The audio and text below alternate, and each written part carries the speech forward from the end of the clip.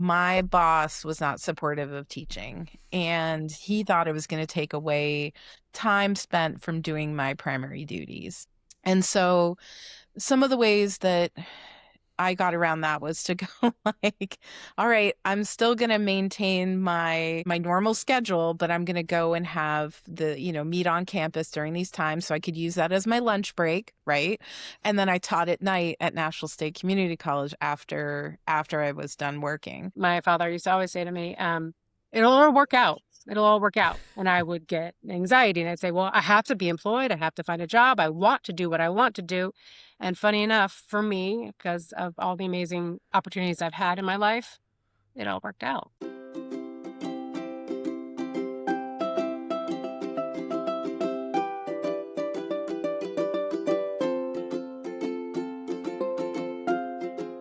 Hello and welcome back to The Next Step. I'm Jeff Kozlowski, your host.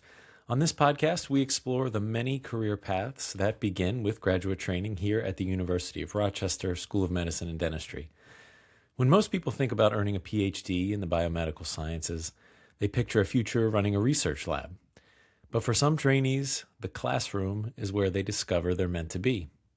In this episode, I sit down with Rochester alumni Jennifer Newell-Caito and Shoshana Katzman, who both followed their passion for teaching and built successful careers in higher education. We talk about navigating graduate school when your career goals don't always fit the traditional path, gaining teaching experience, what hiring committees are really looking for, student-centered learning and what that means, the growing role of artificial intelligence in education, and of course, advice for anyone considering a future in the classroom. Whether teaching has always been your goal or it's something you've only recently started thinking about, I think you'll find a lot to take away from this conversation. Here we go. Okay, Jen and Shoshana, thank you so much for joining us for the latest episode of The Next Step. How are you? Doing well. Thanks for having me. Yeah, so excited to be here. Doing great. I love that we're kind of spanning the East Coast here. We've got Jen coming from Maine, Shoshana down in Georgia, myself in Rochester. So it's kind of, we've got a lot of the East Coast covered here, which is cool.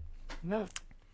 So I want to start, I like to always start with our alumni, just to kind of ask how you discovered Rochester and what ended up kind of making you want to come here for your graduate training. Jen, can we start with you? Absolutely.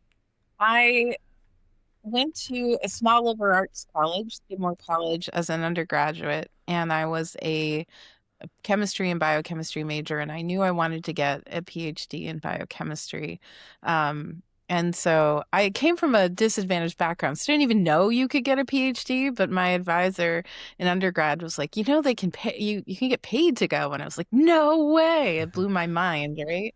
And then I also fell in love with proteins. And so I picked schools around the East Coast that had advisors or PIs that focused on protein biochemistry, and University of Rochester was right at the top of my list. A wide diversity of different topics, all focused on proteins of some sort, and I came to visit and I was like, this is so amazing. I was so excited. I loved meeting everybody. All the staff were so sweet and welcoming, and the faculty were not only amazing researchers, but really down to earth.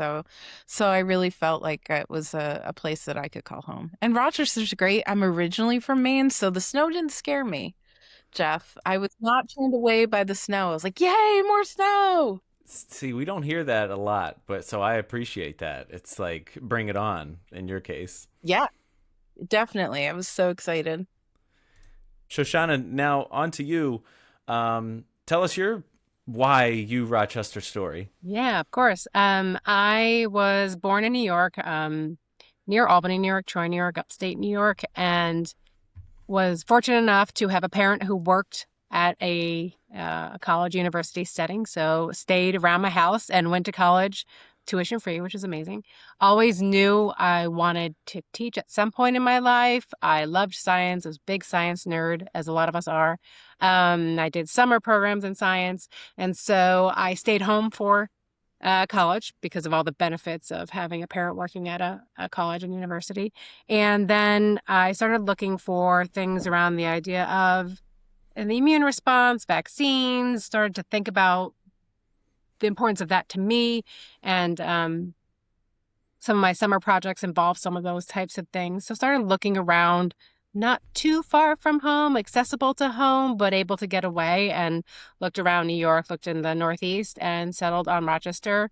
Saw a lot of great projects there, went and visited, the same as Jen talked about, felt great visiting, felt great about the people, the students, the staff, the faculty. And this was even before interviewing, like just visiting because I knew it was a possibility for me. Didn't really know much about Rochester at that point, but did absolutely 100% learn to love it and enjoy my time there. And I also grew up in the Northeast, so snow didn't scare me, but the ice did. So ice storms was something that I hadn't dealt with much until I moved there. But hey, we make it through, right? That's right. That's right. We know how to handle it up here. We just did a learners on location video featuring, one of our a faculty and trainee. The faculty member is in OBGYN, and the trainee, I believe, it was Pharm Phys, and she's from Indonesia, and she, where it's always hot, as she says, and Rochester was her very first like real cold experience, and she had a great story about like how she really got to know her mentor, Megan. She was, went to her car one day and it was frozen solid almost, like could barely get in, got in the car, wouldn't start, couldn't even get the hood open to like see what was going on because it was so cold. But Megan, her eventual mentor, happened to be parked next to her, and she was like, Megan, I can't get in my car. Can you help me, please? And a relationship started from there. So the cold brings people together. So, Shoshana, you kind of had intentions of going into teaching. Jen, was that wasn't necessarily the case for you, right? Or did you always have intentions of teaching? No, I didn't always have intentions of teaching. Right. So I left University of Rochester thinking that I might want to teach. And so part of my journey was picking a postdoctoral fellowship that would allow, or had a school that had a center for innovation in teaching and learning. And so that way I could at least do a traditional postdoc. I didn't know what my next step was, but I knew that it was going to involve some teaching, and I wanted to explore that. So, no, it wasn't always that way. But then, of course, I fell in love and have been teaching ever since. So, but yeah. Okay, so yeah, can you talk about then? So you figured that out though during your graduate school time, or during your graduate school training, right? And then during your postdoc at Vanderbilt, you found like some programs that kind of really help solidify that, right? Can you talk a little more about those? Yeah, absolutely. So Vanderbilt University has a scholarship of teaching and learning program for trainees. And so this is actually an amazing program where you work in a community of practice with other students throughout the university to talk about teaching and teaching practices, and it was really lovely. So I decided to enroll in the program, and that was really amazing because they were able to connect me with people and institutions that would allow me to teach. So that, not only did I learn about teaching and explore how people learn and how to teach, which is like teaching pedagogy, but I was given opportunities and connections to allow myself to teach. So that got me into National State Community College, where I taught biology, introductory biology for first year students. And I loved it. I loved the students. And part of that teaching program, as I said, the scholarship of teaching and learning is doing research and presenting, talking about your teaching research with a community. So it was amazing because as soon as I started teaching, I was thinking about research and presenting and public like outreach. And so those two were kind of synonymous for me, which is not typically the way that works, but it was really lovely.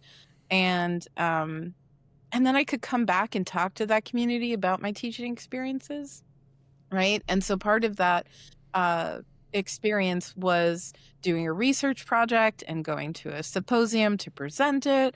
And so I really got a sense of not only getting the experience of teaching, but also the teaching research, which is ultimately where I am now. But yes, Vanderbilt was instrumental in paving the way for my teaching career.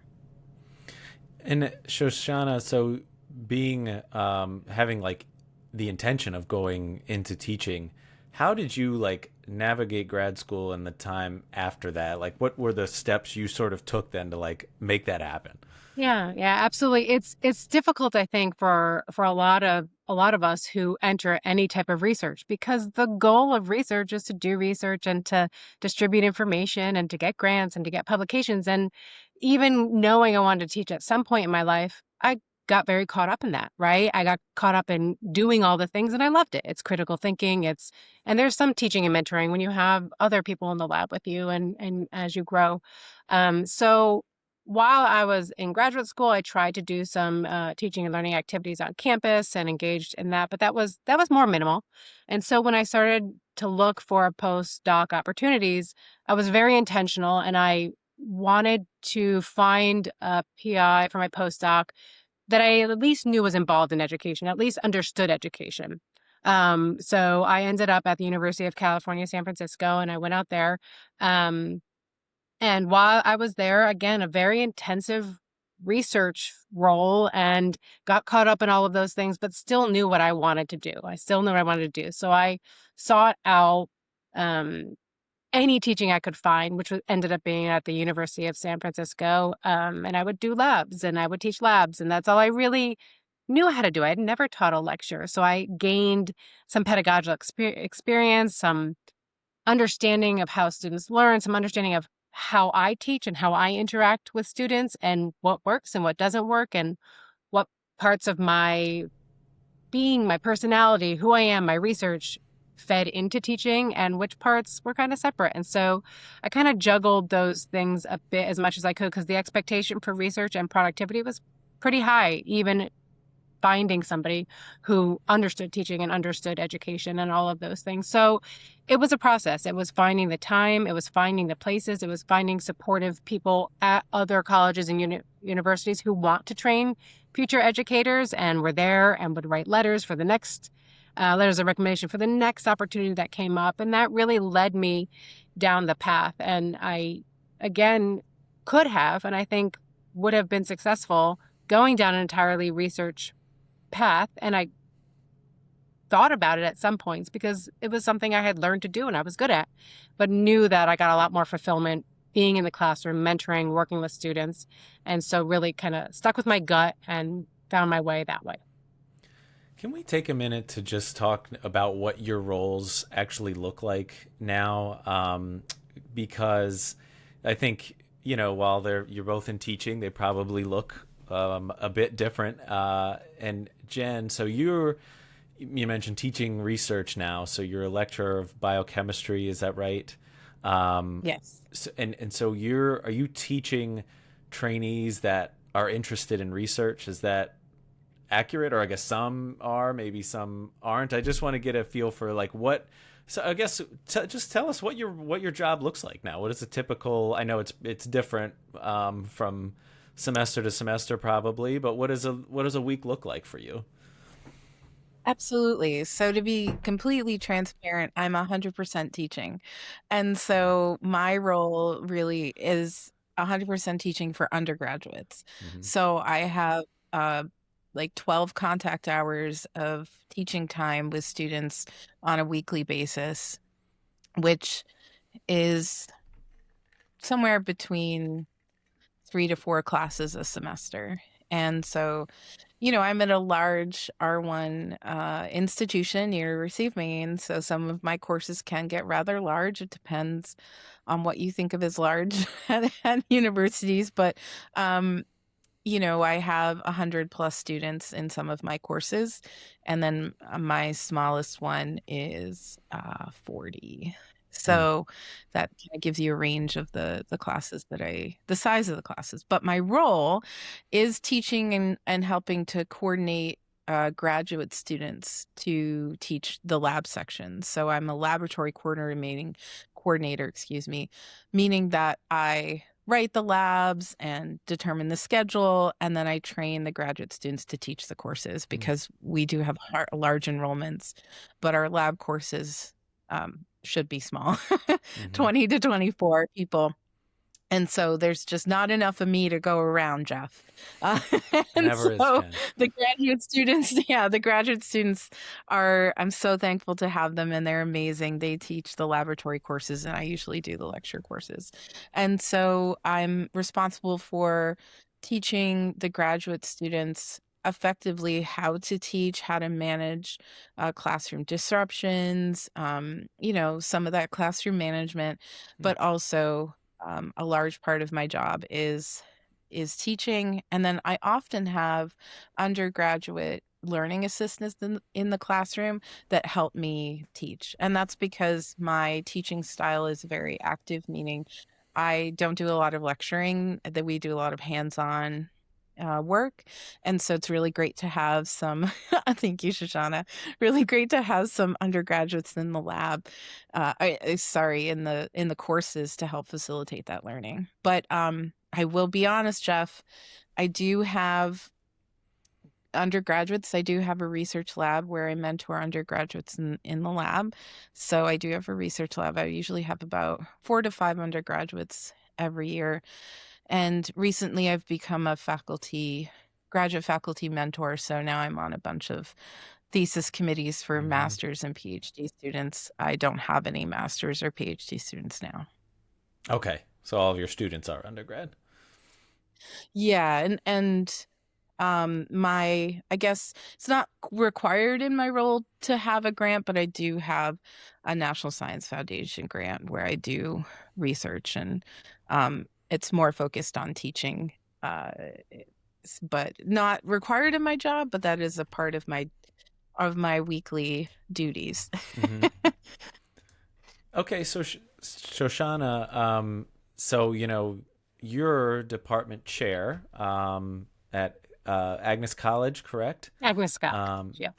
And I'm looking at LinkedIn here, Department of Medical Sciences at Agnes Scott College. What does that exactly mean? And it sounds like you're maybe more focused. Do you have more like students like in medical school, or like medical students that you're kind of helping to guide along? What does your role look like? My role looks very, very different, and it's very unique. And I'll back up once I tell you kind of my current role, how I got there, because navigating that path is what is so foreign to most people. Like, how did you get there? Well, it just happened to be this to this to this to this, and I got very lucky, right? So my role right now, the Department of Medical Sciences, encompasses 2 programs for students who are looking to enter health professions programs like medical school, dental school, vet school, PA school, all those lovely helpers. Helping professions is the best way to say it. So we have post-baccalaureate programs in my department and a master's program for those students. And so they tend to come to us either from undergrad or from some part of a career that they may want to change or enhance or whatever it might be, and then take a year here, maybe 2, and then go on to apply to those really competitive programs that they're looking to enter in the future. And so right now, all of my students are post-baccalaureate, but not med students. So we're in this interesting middle ground, and my role is very much split between administrative duties and teaching duties. So I'm about 50%. So I still teach every semester, maybe 1.5 if you count a lab or a smaller course.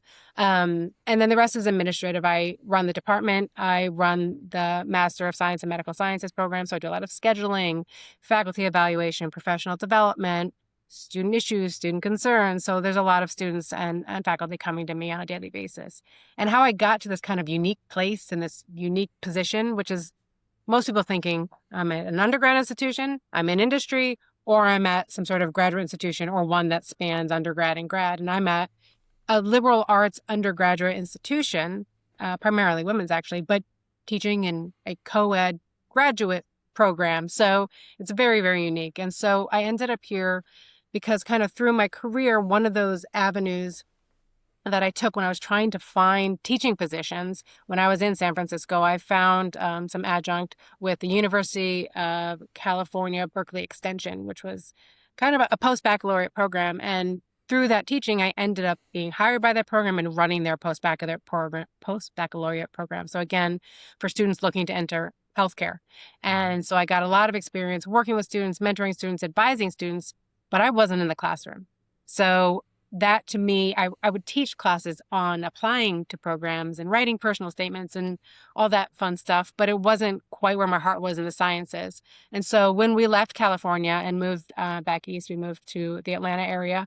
I ended up with my first faculty position, assistant professorship at a different institution, spent about 6 years there, continued to work with health professions advising. I was on a chaired the pre-health professions advisory committee there and started working with post-bac students, and then found my home here at Agnes Scott College when there was a position open for somebody who was teaching in the program, which is what I love to do, as well as running those programs. So I've kind of randomly fallen into an institution that is close to where I was living, where I can do the things I love, which is teaching in the classroom as well as advising and mentoring students outside of the classroom to try to reach their career goals. So it's a long answer, but it's one of those things where you find something that works for you over time. And the more experience you gain, the better equipped you are to go find something that really meets all of the things that you love doing in your life.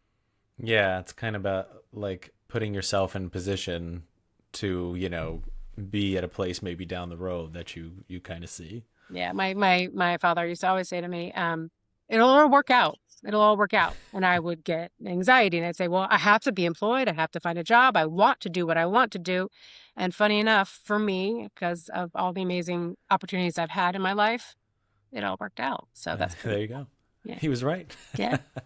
I just did an interview actually earlier this week as we record this one, with a gentleman by the name of Michael Chen, who's also a graduate student at University of Rochester School of Medicine and Dentistry. He, had a similar start of graduate school as Jen, I think, where I'm sorry, because you didn't come with all intentions of teaching, but Michael mentioned during the recording, and hopefully by the time this episode comes out, I think the episode with Michael will have been out, so I can confidently say, go back and check out the episode with Michael if you haven't yet. But Michael said, during his orientation, when he came to graduate school orientation, his department chair, I believe, was kind of, how you all come in the Flom atrium. You're sitting down at the tables with your fellow trainees and faculty, and the department chair came to his table and was just kind of asking, what everybody hoped to get out of graduate school. And Michael confidently said, I want to go into teaching after this. And he was kind of like, I think it was funny the way he explained the reaction during the interview of his department chair. Was like, okay, but, research is important too, So I know that, Jen, I'll start with you, that is kind of, I think, a common reaction, I guess, in academia when folks want to go the teaching route. And I'm sure it can be tough for trainees to sort of navigate away from what is considered a normal path, or maybe, I don't know if normal is the right word, but a traditional path in academia in some cases. So what was your experience like when it came to, okay, I'm realizing now I want to teach, but some people I work with may not be comfortable with that. Like, how do you navigate that? Oh, so first I'll tell you my journey. I said that when I left University of Rochester that I was thinking about going into teaching, but I didn't know. So I wanted to do a traditional postdoc Hmm. and have the opportunity to explore. And then I went into my lab and my boss was not supportive of teaching, and he thought it was going to take away time spent from doing my primary duties. And so some of the ways that I got around that was to go like, all right, I'm still going to maintain my, you know, my normal schedule, but I'm going to go and have meet on campus during these times so I could use that as my lunch break, right? And then I taught at night at National State Community College after I was done working. But it's incredibly challenging because teaching is not supported and at high level research institutions. It's not to say that Vanderbilt didn't value teaching because they did, but my boss didn't. And so what I did was to think about a few things. Like I always asked for mentors and I asked to be a mentor and always asked for undergraduates like are there any undergraduates who want opportunities in our lab? And he wasn't really excited about that, but he was like, "Oh, maybe free labor." And I was like, "And I'll handle it." Right? And so that was one way I did that. And so that was like, okay, I can still be a mentor and get this teaching experience, but still advance what my boss wanted or the goals of the lab. Um, but the other thing that I did at Vanderbilt was to be a guest lecturer. And I did that because my husband also went to Vanderbilt. We're a dual career couple. And his boss was super supportive. And so I was like, I really want to teach. Can I teach a course? And he was teaching a graduate level course. And so he let me take a lecture. Right. And I was like, yay, I get more experience. Um, and then and actually, I would ask to do grading because everyone hates grading, right? So they are willing to give that up. And I didn't have a hard time convincing PIs to let me grade student work for them. And it wasn't paid, but I got the experience. And those are tangible skills that you can put on your resume, right? So that worked for me. And then the other thing that I would recommend is like volunteering or outreach, like community outreach, because you can get a lot of experience outside of your lab work, maybe on weekends when they have like STEM days with students or high schools or things.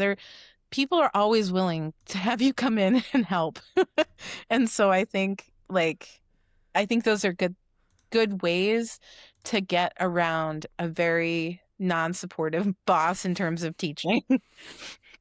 I did And manage to do both, but it made for a busy life. But at that time, my life was relatively uncomplicated in terms of I didn't have a family or other obligations, so I was able to fit it in. you had a little more time.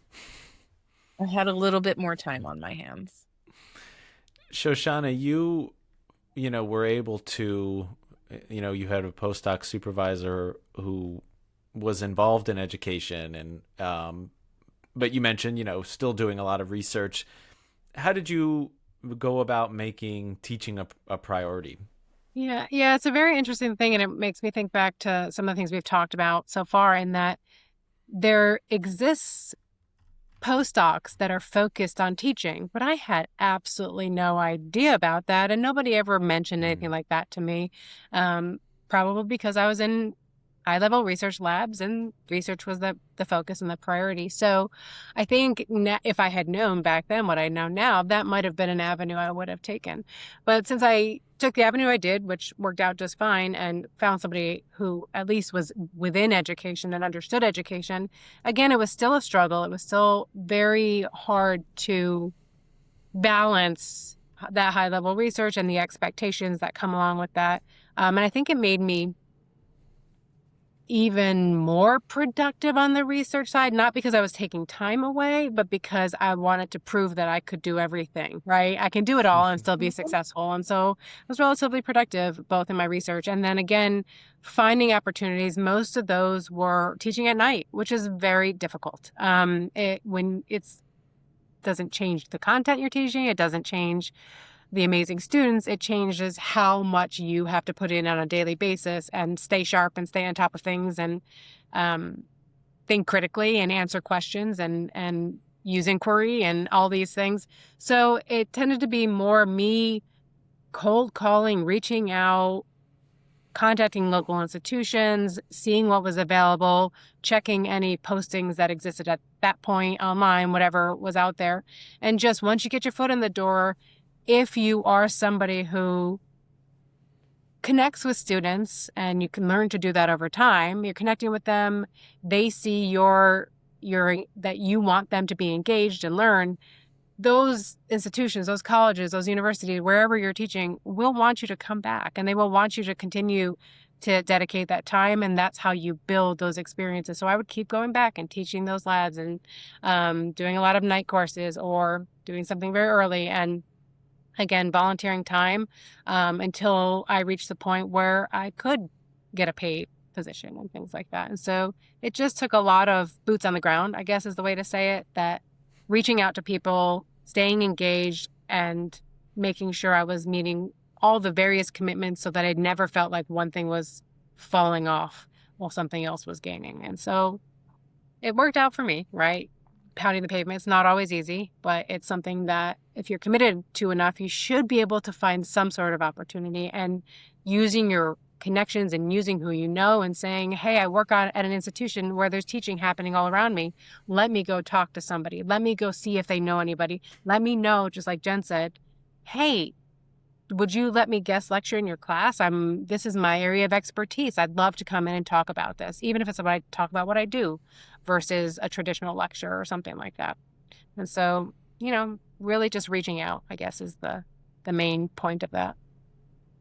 Just to follow up on what Shoshana was saying, I think having a mentor, whether you're in a research lab or not, that supports your growth and you as a person is really important.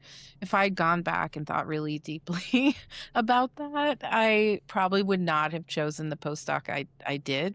I'm thankful I did because it grew me into the person I am today. But I think, my advice for graduate students who might want to consider teaching, just like I did, like it might be a possibility, is to find a mentor that is supportive of that and to ask those questions. Yeah, and to just really quickly branch off of that, if, as both of us dealt with, that research mentor wants a lot of research and wants a lot of productivity, even if you're there, you can find a mentor, it may not be your PI, who supports. And so I did, where at one of the local colleges that I taught adjunct for, I found some really supportive individuals who were really willing to help me figure things out and help me find opportunities. And that's another way to do that if it's not that person that you're in the lab with every day. Can we talk a little bit about what hiring committees for teaching roles are actually looking at? Like, or what do they actually care about? Because I've heard some interesting avenues of experience here. Like I knew, like, adjunct teaching, that's an obvious one, right? Like that is teaching experience right there. But like Jen, you hit on even just like mentoring students, that's something, right? So, what else, maybe it's part of this answer is to like what skills from graduate school transfer directly to teaching that folks interested in pursuing those kinds of careers don't necessarily think about, and like what are hiring committees looking at, if that makes sense? I could speak to our institution. In my position as an instructor, you need to have teaching experience, and they will ask you. You just have to have it. There's no question. If you're 100% teaching, you must have had teaching experience, and you have to have a good teaching statement, which can be tricky to write if you've never taught. But increasingly at our faculty, like assistant, associate level, we have a whole teaching statement and are requesting that you've had some teaching experience. Our department is very student focused. Actually, that's one of the mottos of the University of Maine. And so there has to be some component of having had some experience of teaching. Now, what that looks like is varied among the faculty that do come. But one way is to get involved with your Center for Innovation in Teaching and Learning. So start to learn about pedagogy, start to learn about what good teaching it is, how students learn. And that's something you can do at whatever institution you're currently at. And I know University of Rochester does have a wonderful center to help folks. But I think that really helps. But they're looking for, and increasingly more, is what are you bringing to this institution? What novel ideas, what research learning experiences are you bringing for students? So not only, which may work out a little bit better coming from high-level research institutions like University of Rochester, how are you going to bring your research into the classroom for undergraduates? So if you can start to think about that, that can be really helpful, and something that most students or most trainees would probably be a little bit more comfortable with. But the bottom line is that most at our associate level, most don't have to have 5 years of managing a 300-person lecture, right? But there have to have intentional moments with undergraduates where decisions were made in real time, analyzing what works and what they did as an instructor to adapt and kind of know themselves a little bit in the classroom. And that, I say that broadly. It can look like many different things, but yes, mentoring, outreach, whether that's formalized or unformalized, can be really, really helpful. But a lot of times we are looking for instructor of record roles or adjuncting. Yeah, I agree with everything there. And I think it's important to think about the fact that you might need, if you're directly leaving a graduate position or a postdoc position, you might need some time to gain some of those skills. So it may not be an immediate thing. And I still remember what Jennifer brought up. One of the things, I had gained all this teaching experience and I felt very confident. And I had a teaching statement and philosophy and a resume. And in my first interview, in my head, it's a teaching position, yes, but had I thought about how I would work with undergrads? Had I thought about how the scholarship would progress in a different type of position? And I was on a phone interview and I was asked about that. And I had previously worked with animal models and that institution didn't have animal models. So I froze and I said, I would use cell lines, and it was probably the worst answer I'd ever given because I hadn't thought about the other things that come along with that for a lot of these positions, you're going to have to do scholarship and service and teaching. And how do you transfer your research project into that? And one of the things I'll give an example is, in addition to the idea that, yes, you might have to gain some of those solid skills so that you have them on your resume, so they will choose that resume and then interview you, right? Then you can build that teaching philosophy. But one of the things that I see is sometimes when you're interviewing for these types of positions, you might give a research talk, you might give a teaching talk, you might give one talk that you choose. And I still remember one of the, I guess I would say, best interviews I saw when I was on a search committee. It was a research talk at that point. They didn't ask for a teaching demonstration. But in that research talk, that applicant talked about their research as if they were talking to an undergraduate class, explaining things, using techniques and discussion and question and answer, so you could directly see how that faculty member would work in the classroom, not just what their research is, not what they would bring to the table. So anytime you're talking about research, you think about teaching. You think about teaching, you think about research. If you're going to have to incorporate both, it's great to always truly incorporate both in how you present things and how you talk about things. So I think that's just kind of an interesting thing, in addition to the scary idea for some people of you must gain X, Y, and Z experiences. It's also how you present them and how you can transfer them to your next role. Yeah, Shoshana, can you hit on what the interview process actually looks like for a minute? You hit on a little bit there, but be curious, like What's the process? Phone interview, then what happens? Then what happens? Research talk or talk, so how does that all look? Well, if you don't destroy your phone interview by not having any research plan whatsoever, like I did, I think what I've seen a lot now is now it ends up being not phone interview, a quick Zoom interview Oh, yes. where a committee is reviewing a selected number of people based on already having gone through the paperwork that got sent in, which is, the teaching philosophy and the resume and all the things. And sometimes reference letters are already included there. So they have a pile of those because everybody wants a wonderful job and they want that position, I'm sure.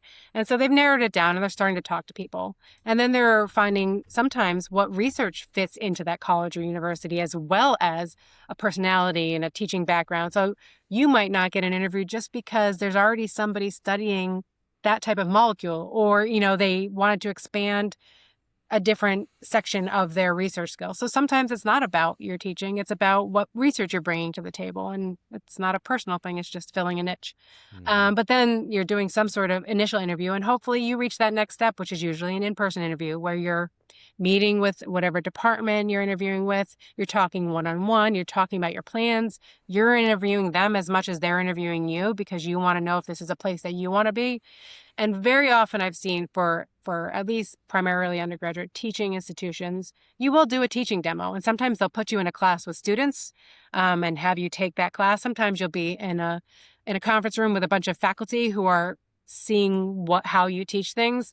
And sometimes you're giving also or a research talk. What research are you bringing to the table? So when you're doing those types of interviews, you want to make sure you're practicing what you preach, right? If I say my teaching philosophy is engagement and student-centered learning, and I use active learning and all these different methods, then when you go up there, then you want to incorporate that into your whatever presentations you give, because then you're demonstrating what you say that you're going to demonstrate in the classroom with these students.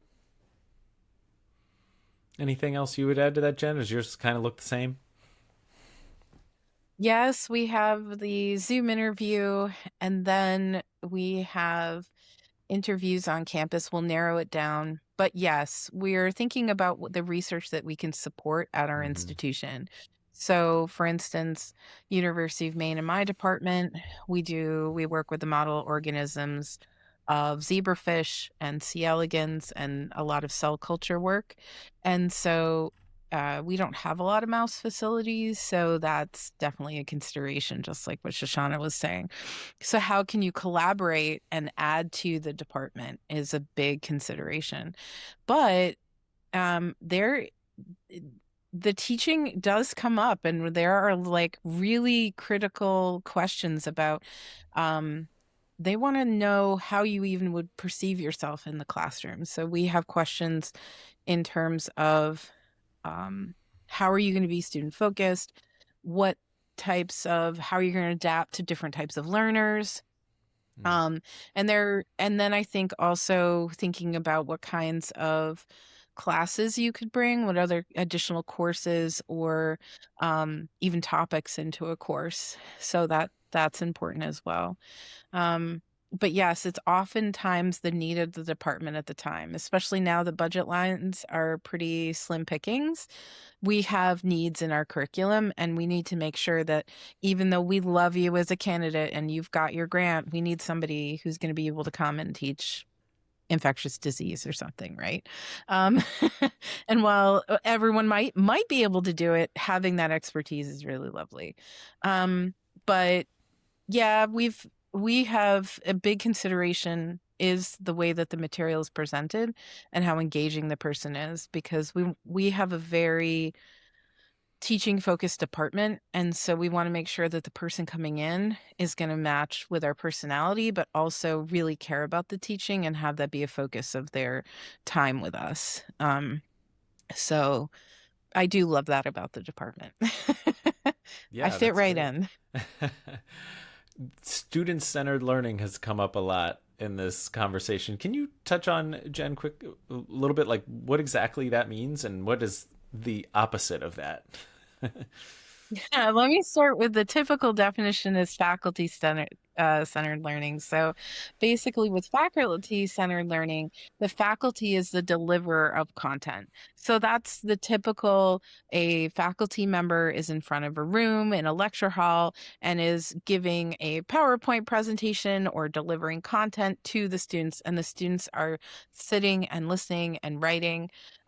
That would be a faculty-centered teaching. What we're thinking about, and you're right, I totally talked about student-centered learning and didn't define it. But student-centered learning is really where the faculty member is the facilitator of learning, and students are actively doing activities and learning in class.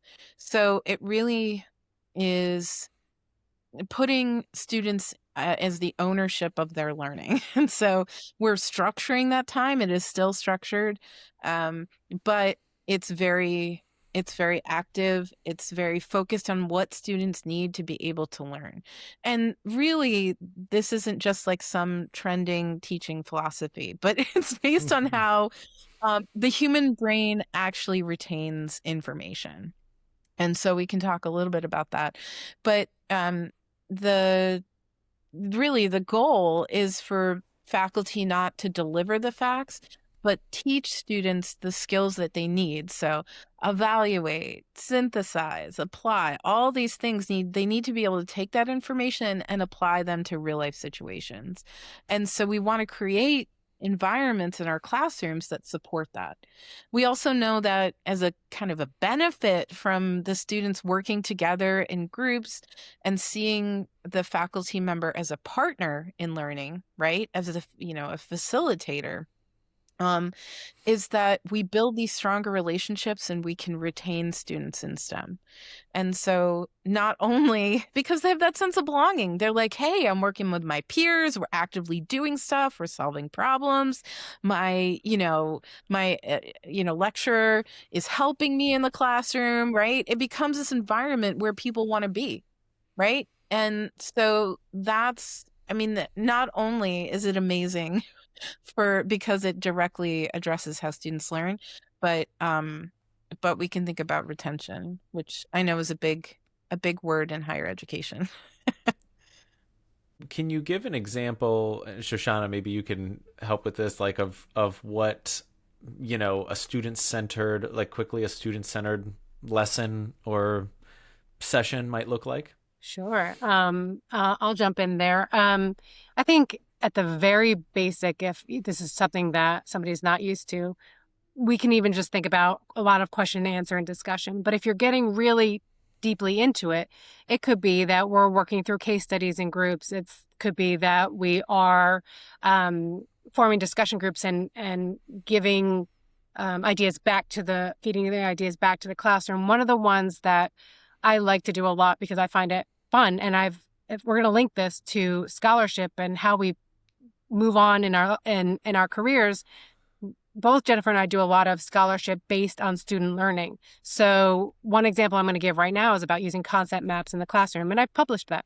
So therefore, not only am I doing things in the classroom that are benefiting student learning and student retention, I'm doing things that benefit my scholarship and my career, right, as well. So I like to do concept maps where students are linking ideas and drawing them on the board, and we're walking around and we're talking about them. So if I've given a 5-minute introduction to some sort of biology principle and I give them a list of terms and then have them fill in a worksheet where they assign those terms as in a group setting to the right definition. And then they go up and use those terms and they link them. And one of the favorite things I like to do with this is not just that they're getting up and moving and making maps and connecting ideas and thoughts and patterns, that sometimes we take a step back and we switch concept maps and we look at the way other people interpreted and thought about things and connected ideas and how each group or each individual, depending on how you set it up, thinks about things differently, but are coming to similar things using those critical thinking, using those skills, and really thinking about concepts and linking them. So a truly active learning exercise where it's student-centered is as Jennifer just said, is they're involved in the learning, they're involved in the process, and they're engaged. So when you're engaged in the learning, you're going to retain that information much better than if you're just listening or just writing. Sounds a lot like what my wife does with her fifth grade students, getting them up out of their seat, moving around, working with each other, talking. So it's, an evolution on what we do at our early academic journeys. I mean, even as the college students, undergrad, grad, we all have attention spans, and they're not Yeah. all 75 minutes or however long a class Oh my is. And so gosh. everybody needs to be engaged to be on top of things. And Yes, I I would love say we it. have a lot. And, oh, sorry. I'm so sorry, Jeff. We have a lot No. to learn from K through 12 education. This what we're doing at the collegiate level has been pioneered in K through 12 education. Mm. We're just learning how to adapt it to these higher thinking models. And so, no, we have to give these people credit. But I think the other thing that we want to celebrate in this student-centered learning is thinking about making mistakes in the classroom, because you know students should make mistakes and then learn through them, right? And us being coaches and helping them go through that process really brings us that it, just like Shoshana was saying, that teamwork, that communication, that problem solving. Those are what our workforce needs, right? So that's our job to bring that into the classroom, and the student-centered learning makes that possible. So really what our success as instructors is really judged by what the students have mastered and what they've learned. Let me just bounce off of that, because Jennifer and I have been working a lot together to try to think about these things, and even at the level where you know what you need to include, and you know from evidence-based practices what is engaging and what helps a student learn, still having to step back and say, I need to do this. I need to add this into this PowerPoint that I'm using for the basis of the content, and I want to get them to be involved. So I have to take a step back and make sure I'm adding those things. And even though I know that they should be added, and I have to rethink and readjust and expand and all those things every time to make sure we're meeting the needs of the students. This has been awesome. I really appreciate the explanations, of course, of students that are learning, but just examples and all. This has been great. I want to talk about artificial intelligence in education, because it just seems like, I don't know, it has an effect on the field a little bit.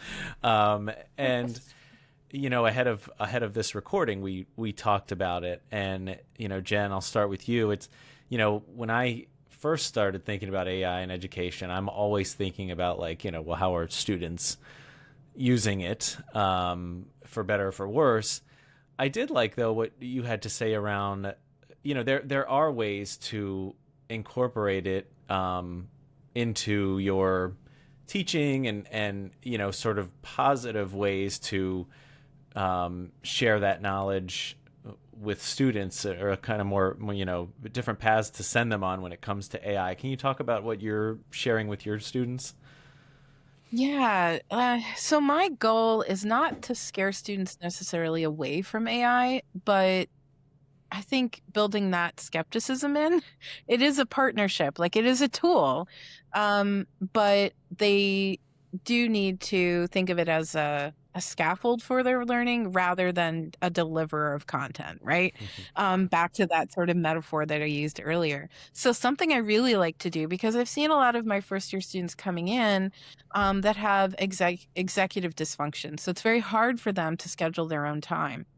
So one thing I really like to do is say, put the syllabus in and break it down into a study plan, right? What do you need to do? How are you going to focus? Build that schedule in. So that's a light load that can really help students where they need to be. Then the other thing is I like to have them, and I'll show them, in chemistry, we're talking about osmosis and diffusion. And so I'll say, okay, well, I keep getting these questions about osmosis wrong. So I'll be like, can you give me an analogy, right? I'll be like, AI, can Mm. you give me an analogy about osmosis? And then those analogies can really solidify student learning. So maybe some of those study tools, right, or acronyms to help students remember the things that they need to learn.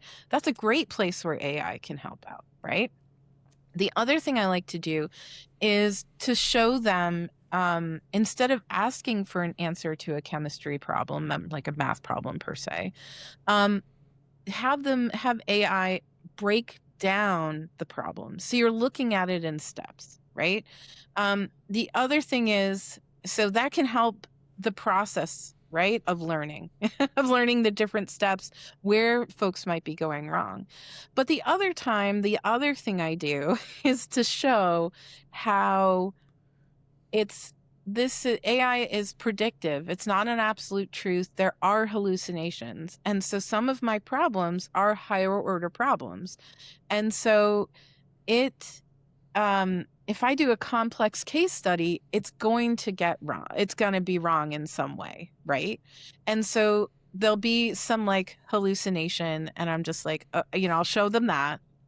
The other one is that it usually will give you a generic textbook definition instead of really bringing it to an application which is the level that I need them to be, right? If we're talking about student-centered learning, memorizing techniques or terms or equations is really not where I need them to be. The other thing I showed them through AI is that AI really likes to tell you that you're always right. And so, it's a good cheerleader. Like, great work, Jen. Great idea. Yeah, great idea. It doesn't correct you. So you get into this cycle of false information where you're like, oh yeah, I'm great. I really know this. You're like, oh yeah. So, I think using it as a tool and making sure that they understand the strengths and the weaknesses of it. And so, again, if we are asking our students to be critical thinkers and applying, we can't really have questions that are simple AI, any textbook definitions, right? We really need to think about the next level. So I think that's where education is going. I think that's where it's going to take folks to kind of move from those definitions, rote memorization into these higher order thinking questions. But I think I don't necessarily see that as a bad thing. And Shoshana, what about you? How do you come at this teaching students looking to go into the medical field? Yeah, it's interesting. I think there's every college and university is trying to incorporate understanding and responsible use of AI. I think that's really important. And as faculty and people in education, we're always going to be worried that somebody is using it too much and not really thinking or using something straight from a source. And there's always going to be the worry with that. But where I'm really thinking about it now in our curriculum, again, remember, I'm in that kind of middle ground where I've got students after their undergrad where they probably talked about this a lot and had their faculty really say, hey, why don't you evaluate what AI gives you rather than use it? They're really starting to think about those things. And before they're a practicing healthcare worker, a practicing physician, before they even go to those schools. So what we're trying to do is incorporate how is your future career using AI, right? Not how it will replace you. We're not going to worry about those things. We're going to think about how it's being used productively. And so how is it used in a physician's office? How is it used in an operating room? How is it used to capture patient-provider interactions? Lots of the things that make it easier and or better in some ways within the profession to use the tools that AI provides. So that's where we just want to educate students on, now that you've learned about and are continuing to have responsible use, and you will use it and you will continue to use it and you provide lots of things in that way, but how will you use it in your upcoming role? And before I let you both go, this has been amazing. We've gone almost an hour here, which has flown by for me. I hope it's flown by for you all as well. But Absolutely. If you are a graduate trainee at the University of Rochester School of Medicine and Dentistry, you could meet Shoshana and Jen at an upcoming teaching retreat and learn all kinds of, I'm sure, amazing things from them. If you're interested in going the teaching route at some point, can you both talk a little bit about what is coming up, when it is, and what people can expect? Yeah, we're really excited. We're having an evidence-based teaching retreat. So, talking about some of the things we talked about with you, Jeff, it's going to be Monday, August 10th and Tuesday, August 11th. It's going to be broken up into two overarching themes. One, talking about active learning and student-centered techniques on the first day. So, if you're intrigued by that, come by. We're going to give you all kinds of really like great techniques to take away with you. And so it'll be great. And then the second day is really focused on assessment and how, and then in the assessment and navigating difficult conversations in the classroom and making sure that we're engaging all types of learners. So that's our, those are the types of things we're talking about. But I'll let Shoshana kind of talk about some of the takeaways that we're excited about Yeah. giving students hands-on practice. Yeah, and that's one of the things. Not only will we be talking about these concepts that we've mentioned here, course design, assessment, things like that, active learning, um, getting those students engaged in the learning process within the workshop itself.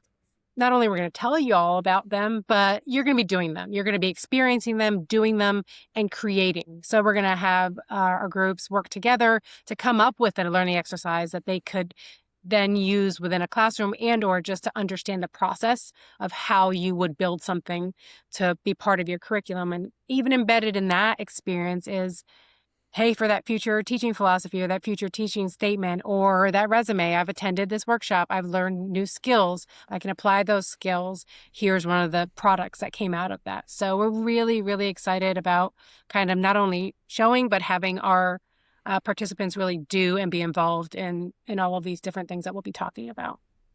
And Just go for a ahead, Jen. plug, I know the organizing team has been working really hard to get really great food and catering. I know graduate students love food. Also on Monday night, you can hang out with me and Shoshana at our mixers and methodologies. So we're just gonna sit around and chat and have a drink and appetizer. So even if you'd like to meet us or kind of just chat with us, please come. We'd love to see you. But we're super pumped about it. It's going to be a lot of learning, but a lot of doing, and so we're excited about that. And this is now the second one, right? Believe there was one last year. So building on what you learned from last year, this one's going to be even better. It is. It is. It'll be our second time doing it, and we've used feedback from the trainees at University Yeah. of Rochester, and we've surveyed the crowd, as they say, and so we've got what students want and want to learn about, and we've incorporated all of their suggestions into the teaching retreat. So we're here to support trainees, and if there's other things that trainees need, or if you're listening, you want to know more about, please don't hesitate and reach out. We love to help people.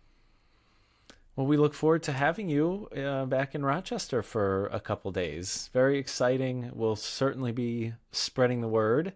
Thank you both so much for joining us today. It's been a pleasure. Thank you. Thank you for having us. Thank you, Jeff. Thanks so much for tuning in to the latest episode of the Next Step podcast. If you liked what you heard, please share with other members of the University of Rochester community or anyone you think could benefit from these career stories.